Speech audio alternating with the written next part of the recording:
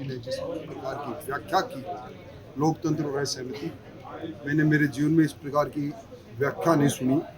उन्होंने हमारे धर्म शास्त्रों के आधार पर, हमारी संस्कृति के आधार पर असहमति की जो बात की, बहुत अच्छा लगा। चंद्रशेखर जी को सत्संग। राठौड़ साहब, क्या वक्फ बिल को भी लोकतंत्र और असहमति? देखिए, जब जब भी कांग्रेस के नेताओं की करतूतें सामने आती है, नेशनल हेराल्ड के बहाने से जिस प्रकार के बूट उन्होंने किए हैं, रॉबर्ट वढेरा ने राजस्थान में जिस प्रकार लूटा है, सबके सामने है।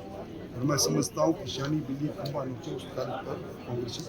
राठौड़ साहब, क्या वक्फ बिल के हालात के बाद जो हालात बन रहे हैं उसको भी लोकतंत्र और असहमति का एक उदाहरण माना जा सकता है? वक्फ बिल एक प्रोग्रेसिव बिल है। उस बिल को राजनीतिक चश्मे से देखकर असहमति की जा रही है। वक्फ की जमीनों को जिस प्रकार लूटा गया, किसी से छुपा हुआ नहीं।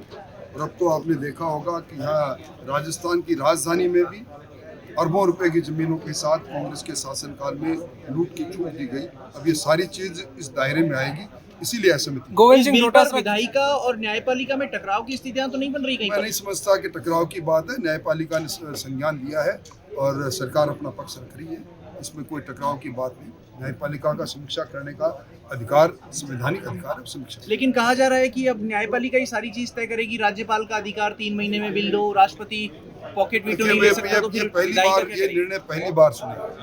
राज्यपाल और राष्ट्रपति के जो आर्टिकल 200 के अंदर जो अधिकार है, जिसके अंदर वो किसी बिल को लंबित रख सकते हैं, पर कितने काल के लिए रखे कहीं स्पष्ट नहीं।